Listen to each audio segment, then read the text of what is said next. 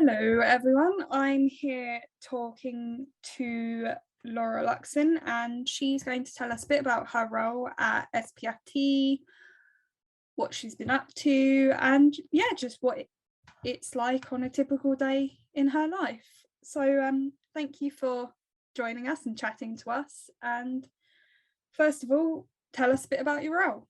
Hi everyone, my name's Laura Luxton. I'm a clinical nurse specialist and I work for the home intervention team, which is part of the Sussex Family Eating Disorder Service. So my role is I work within a small part of the team, and we work to prevent hospital admissions for young people within the service, and we also work to sometimes get young people out of hospital kind of maybe a little bit sooner than they would have been able to, with some extra support. So we work with the most unwell and vulnerable young people within the service.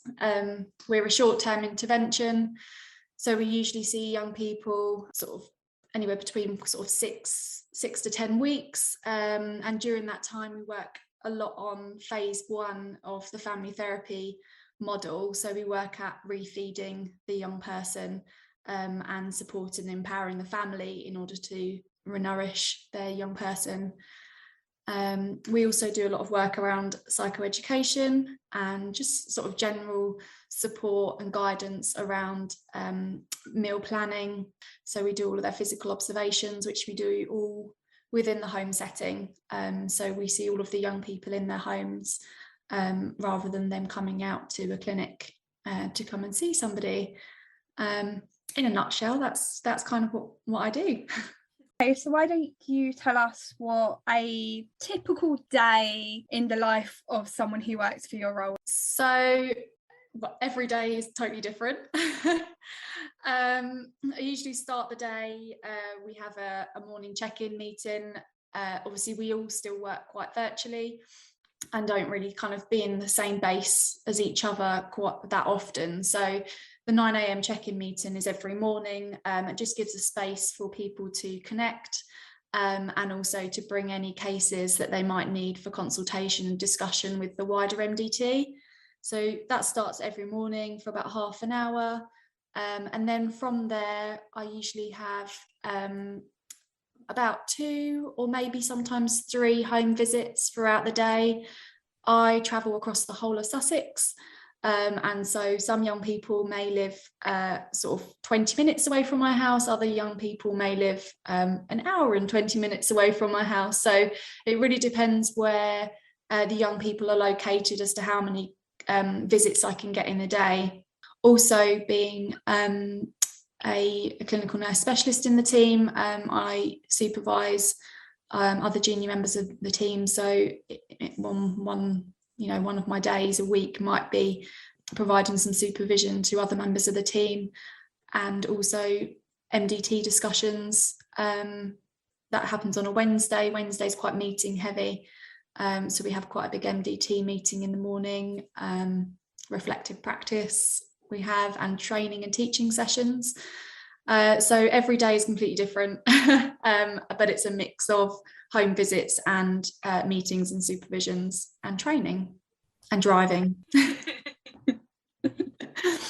You mentioned you work part of the home and intervention team. Do you find that having the option to receive help at home is beneficial to the service users we care for? Definitely. I think it's probably very biased, but I think it's an amazing part of the team. We get incredibly good feedback from the young people and the parents. Just, I guess, with going into the home, it keeps it very, if someone comes into a clinic, it can become this quite a false environment that the person comes into, or if someone's in hospital, it's not kind of a normal, their home environment. If you're going into someone's home, you're in their kitchen, you're in their dining room where the food preparation, where the meals and snacks happen, and you can kind of fit into the family and fit into the family routine, as kind of added support, rather than teaching or supporting outside of the home, and then the parents and children having to come back to the home and put into practice what you've taught. You're kind of putting into practice in the environment, in the home, at the time of the meal. So I think it's really good and can be really practical. You can see the family home as well, so you can make suggestions as to, like, for instance, young people, we expect them to be out of the kitchen during mealtime, doing meal preparation, so that they're not involved with kind of, tweaking meals and things like that. So if we're in the family home, we can really see what the family home's like. So if the kitchen is there, we can be like, oh, actually, do you know where a good place would be for you to be here, or be sitting over here, because that would, so we can kind of just really get a feel for what home life is like for the young person and adapt their care plan to suit that as well. I think we also get to know them a little bit. I think young people and families can be quite nervous coming to like a hospital and coming to a hospital appointment. It's like that, like white coat syndrome, where some people's like blood pressure and pulse is a bit raised going into a hospital setting, whereas when you see them in their own home, I think sometimes people can be a bit more relaxed and more comfortable. Why is working for SPFT better than, say, any other trust? I think SPFT, something that I really like about them is the flexibility. Being a working parent, there's lots of flex within the trust, and I guess, specifically probably within our team, there's a lot of understanding, and there's a lot of, if you need to, take your child to an appointment or something like that, you can kind of go off and do that at that point and then take the time back somewhere else. And it's just really flexible in terms of, I drop my children off at school in the morning, and so I might not start work till 9:10, but that's okay, because I'll probably finish at, I don't know, 5:30, and that kind of flex and understanding of being a working parent is never kind of an issue, which makes being a working parent, I guess, less stressful than it could be if you think about, like, oh God, I've got to get my child here for this amount of time, and then I've got to get to work for 9, and there's no, it just feels very relaxed, and you feel trusted to kind of do your work. If you could go back in time to you on your first day of working with us, what would you say to yourself? My first day in the trust was really bizarre because it was still quite COVID-y. And so I turned up on my first day sort of expecting to meet all my team, and I was met with my manager, and I was like, oh, where is everyone? And it was like, oh, everyone's at home.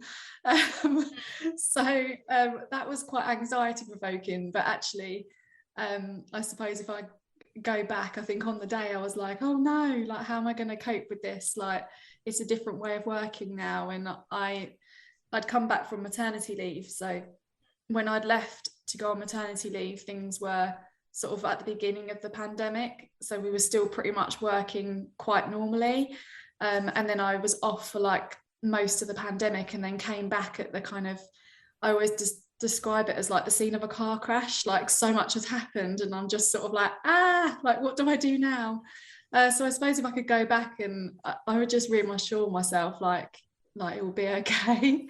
And even though it feels like daunting to start probably a new job, and also within a pandemic, that actually that it was okay, and I would have, I'd get to meet everyone, and actually everyone would be really nice.